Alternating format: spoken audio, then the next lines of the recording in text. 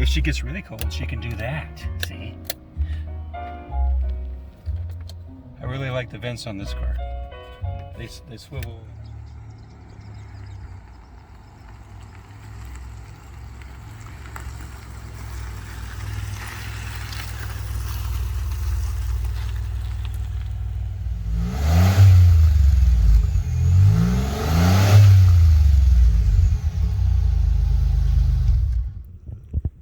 Hello.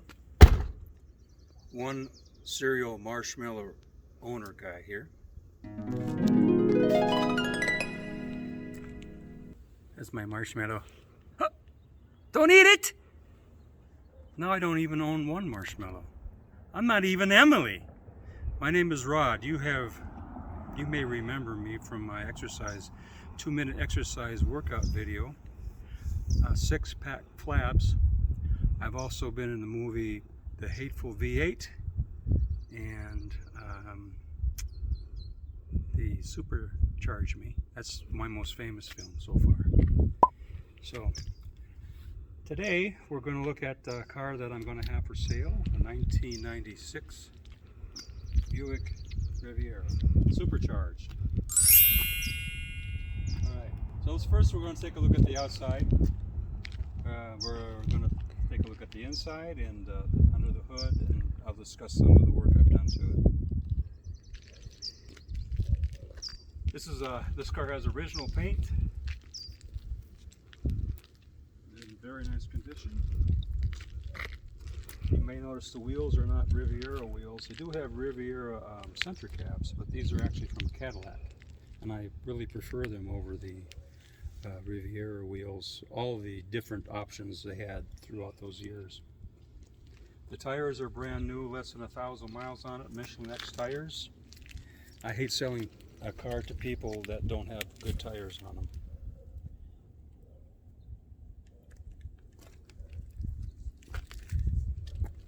You can see that the headlights are all very nice and shiny. The plastic chrome, the grill not peeling, which is very unusual for these cars. I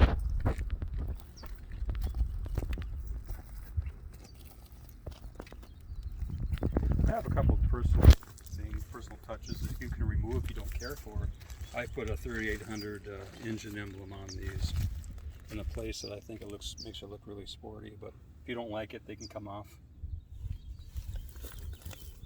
I also have the original chrome Riviera wheels if you prefer, but they can go with the car if you want them. They're not nearly as good condition as these, however. See that it's original paint. There's no dings, no parking lot damage.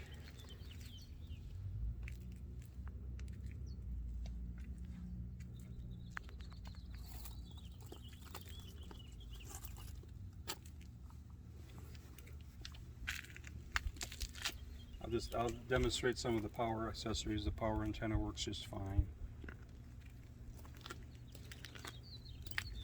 Also, the license plate frame here also usually looks pretty pitted and peeling, but this looks practically new, as does the chrome around the tail lights.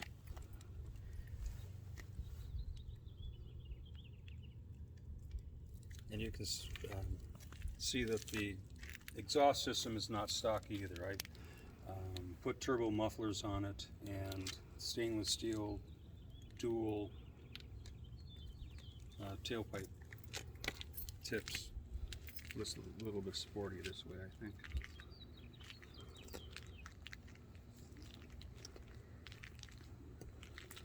Take a look under the hood.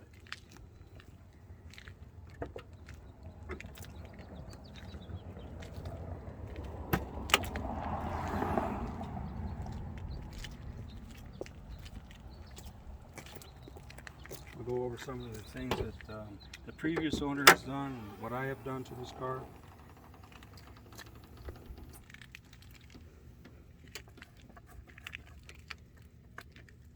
When I first got this car, it didn't run like a supercharged V8 or V6.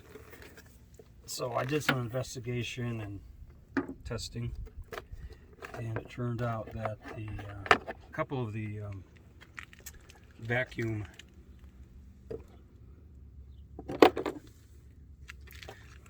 both of these vacuum units were shot, and so I replaced them with working units, and now it's pretty impressive the way it accelerates now.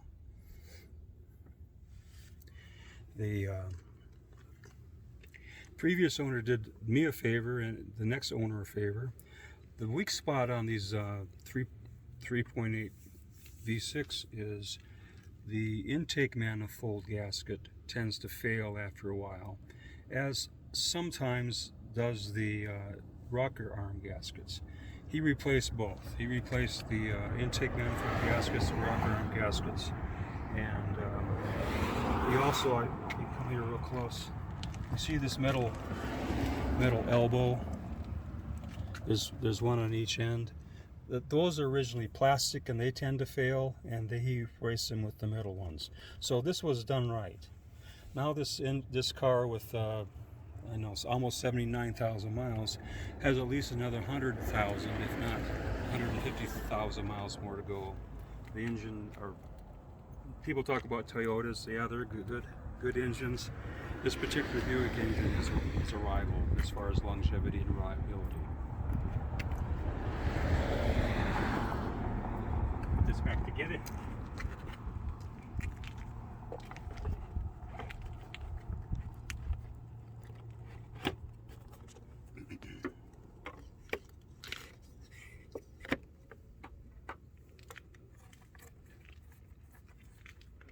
Some of the other things that I've done to the car: fresh oil change, that goes without saying. I've also changed the transmission fluid and filter. I replaced the vacuum modulator for the transmission. I have flushed the coolant system, took out the deck spool, and put in Prestone's all formula antifreeze, which I prefer. I put a 180-degree thermostat so it runs a little cooler. I fixed the I replaced the windshield washer motor. When I got this car, the ABS and traction control lights were permanently on. The previous owner decided just to take the bulbs off. But what it needed was a new ABS module. I put a new ABS module in there, and I put the bulbs back in. So that's all functioning properly. I've had the air conditioner completely serviced. It's in top condition. The previous owner replaced both of the serpentine belts, which is kind of a pain in the butt on these cars, because you have to take out the motor mount bolt and separate this to get these belts off. So that's been done. So those belts should be good for another 10 years or so. So all these little, some big, some little problems that are typical for this car or this engine have been addressed and taken care of for you. Also, I put in new front strut mounting kits. A lot of people put in new struts, but they don't do the mounting kit, and they can't figure out why the car squeaks. Well, usually it's because the mounting kit is old.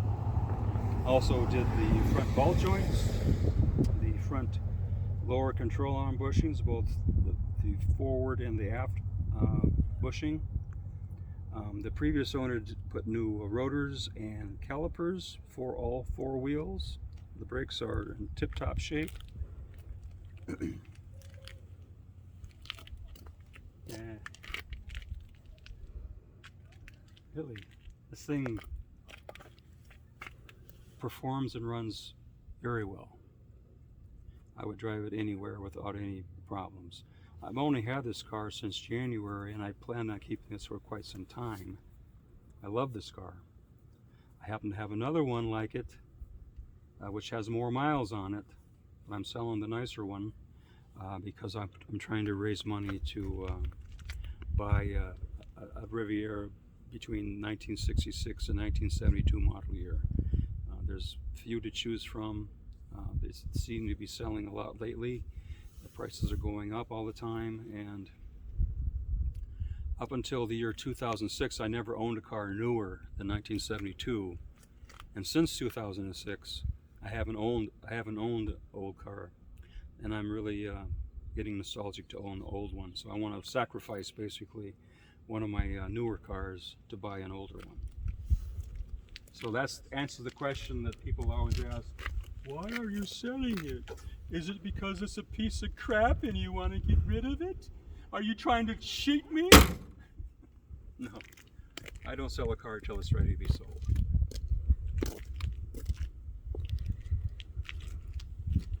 Going to the interior, which if we only had smell-o-vision, you could tell it smells like leather. But we don't. So I'll have my camera person kind of look around on the interior for you.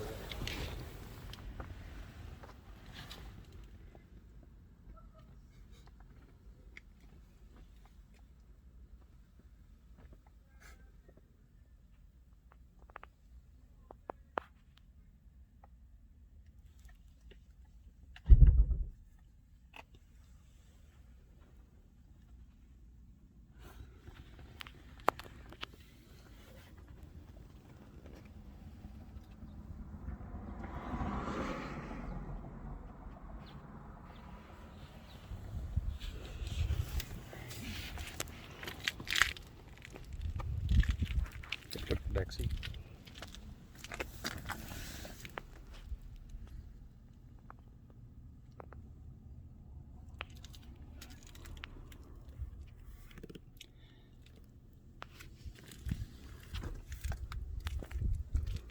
All the glass is original. That piece is stinky.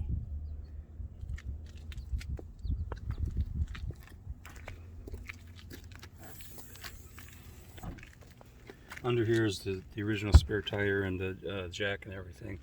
What I have in this folder are all the things I've done to it, all the parts I bought for it, and the previous owner just before me also has a bunch of receipts and things. Place the gas charge struts so this doesn't fall on your head when you're trying to close it. So you see, it actually takes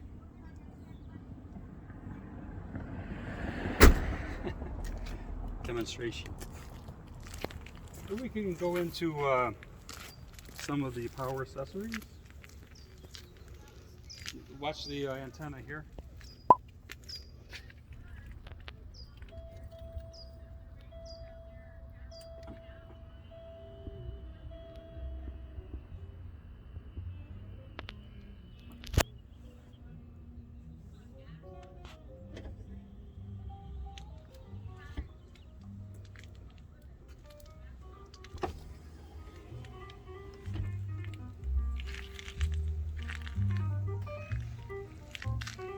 I hope that song isn't going to gig us on the copyright.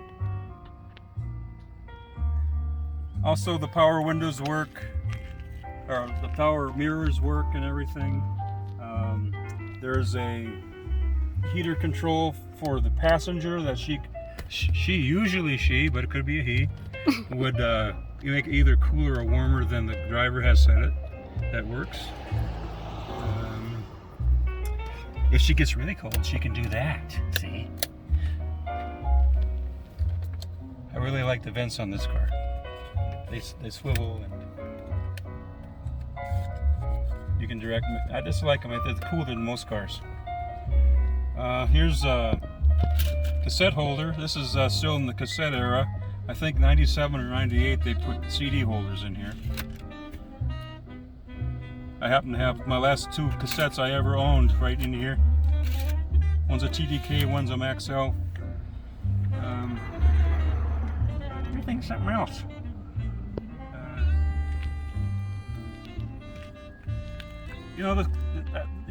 If everything works in the car and everything's good about the car, you really can't think of anything else to say.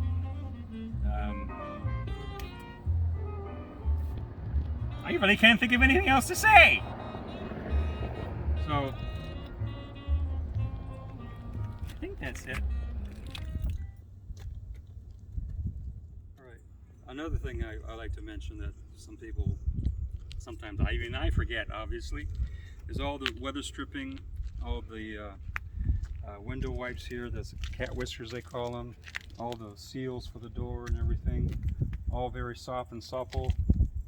You know, no sun damage or anything going on. It's got the power seat, including the power back. There's no, there's no tears or wears in the driver's seat where you usually find it. All very nice.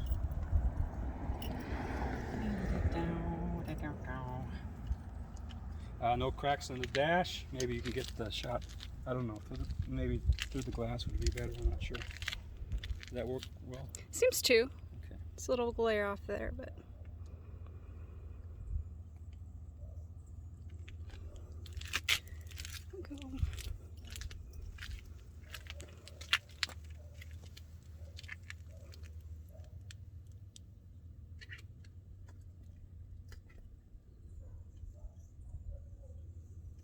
Another thing, if you could kind of take a picture under the door jamb here, if you can, you can see that there's no rust in the pinch welds or the seams or anything. It's all clean.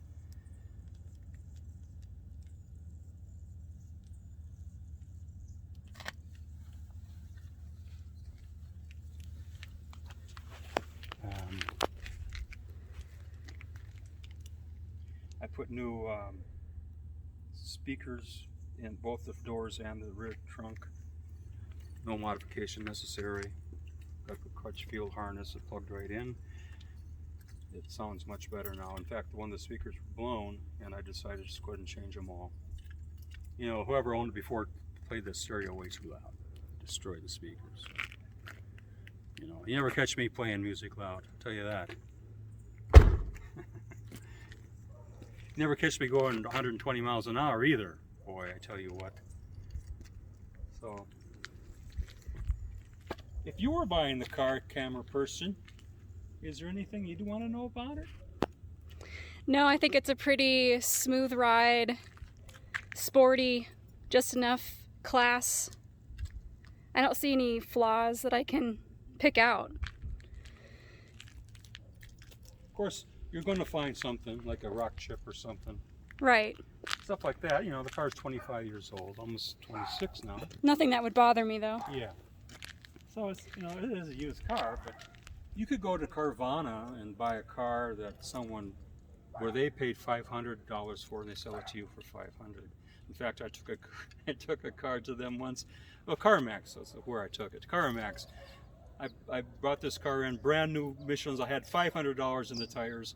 I was curious what they paid me for it. And after an hour and a half, they came back out and they gave me the paper like they're afraid to show me. Oh my, don't get angry at us. They offered me $500 for the car. And I said, I'll go ahead and sell it. I got $4,500 for it on my own, just selling it private party. So don't get into that trap. You go in there and you buy a car from those people, they're making tenfold profit often on the cars that they're selling you. You can offer them half price and they still make money. So I don't like dealers, by the way. So 78 cars, never bought from a dealer yet. The only exception is my cameraman's mother, whom I used to be married to. We bought a new 1986 Mustang 5.0, so that was one exception to that. But, since my uncle worked in the Ford finance division in that dealership, we paid a good price for it. Well, I think that's it. The Twilight Sentinel works. Trying to think of we haven't deployed the airbags yet, so we don't know if they'll work or not if you ever get in an accident, but we assume they will.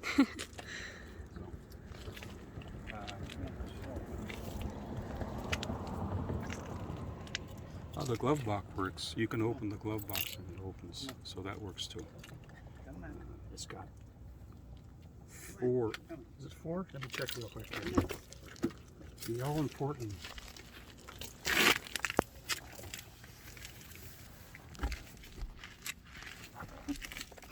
Oh my God!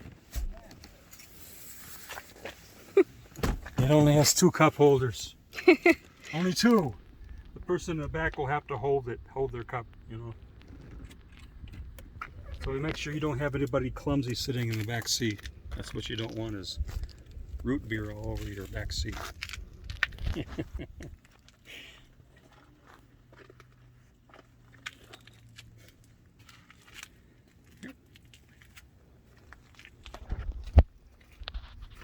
Cruise control works.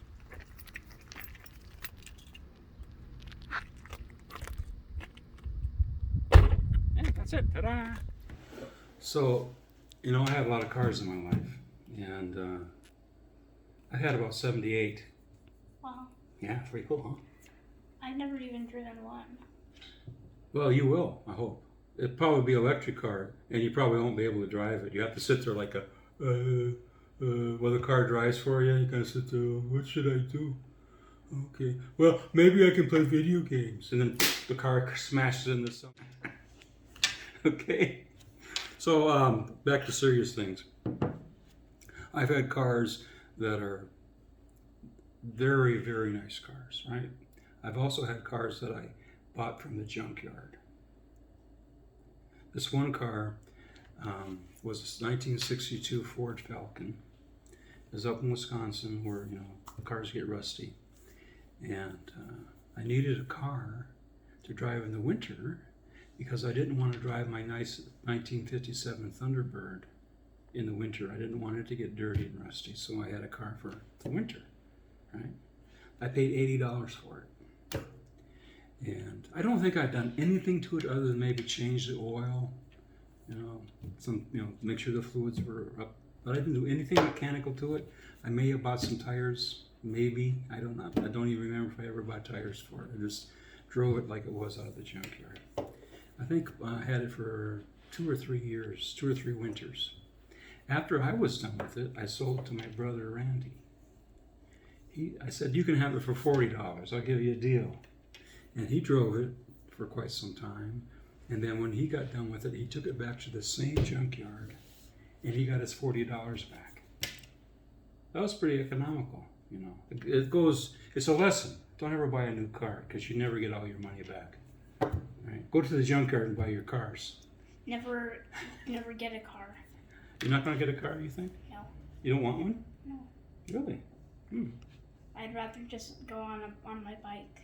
Okay. Because you got a really nice bike. Yeah. Right. Some really, really great guy got you that bike, didn't he? Yeah, that's it.